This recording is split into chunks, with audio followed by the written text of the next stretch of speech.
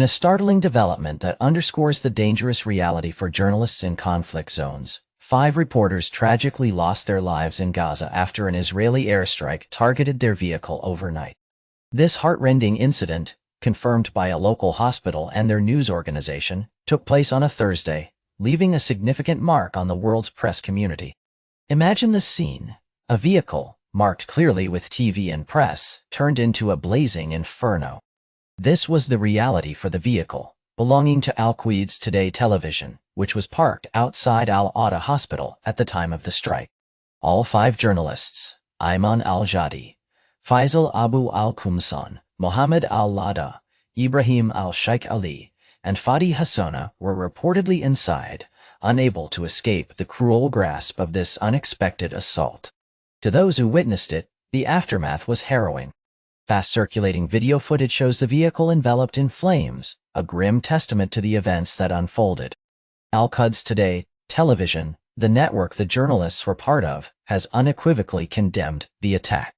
They insisted that these brave individuals were engaged in their journalistic and humanitarian duty when their lives were so tragically cut short.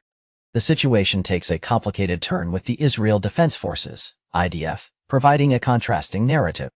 According to the IDF, an investigation uncovered a list in Gaza that they claim explicitly identified 4 of the deceased as members of the Palestinian Islamic Jihad, PIJ, militant group. The list purports to translate and detail the identities of these individuals, casting them as operatives masking themselves as journalists. As the IDF elaborates, intelligence alleged that these men were part of something more sinister, engaged in combat propaganda, with roles ranging from being a former Islamic Jihad naval operative to a PIJ operations operative.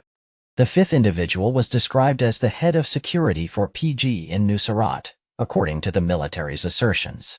Yet, this claim is met with skepticism by groups such as Al-Quds Today Television, who maintain the integrity and true journalistic intentions of their fallen colleagues. This somber event is not isolated. It folds into a broader, devastating pattern. The Committee to Protect Journalists, a dedicated U.S.-based nonprofit, reveals a chilling statistic. Since October 7th of the previous year, at least 141 journalists and media personnel have perished in regions spanning Gaza, the West Bank, Israel, and Lebanon. Astonishingly, 133 of those were Palestinians, often facing immense risks to bring the truth to light amid war and turmoil. Just recently, another strike claimed the life of an Al Jazeera photojournalist, Ahmad al-Lu, emblematic of the peril that shadows the profession in such volatile environments.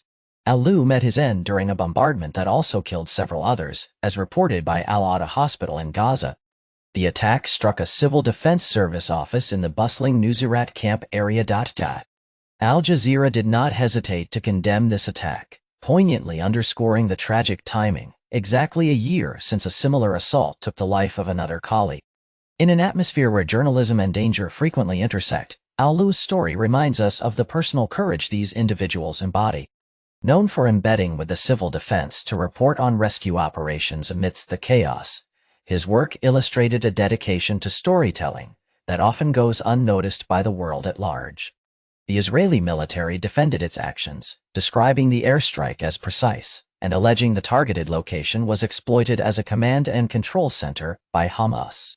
However, similar allegations against Al-Lu, labeling him a terrorist, went unsubstantiated, raising pressing questions about the safety and perception of journalists in these high-risk areas. As we digest the implications of these tragic events and conflicting narratives, we must acknowledge the amplified risks that journalists endure to provide crucial insights from conflict zones. While these recent events unveil a complex web of political tensions, they remain but one chapter in an ongoing story that continues to evolve. Keeping an eye on future developments is essential as we strive to understand the full scope of this ever-unfolding narrative.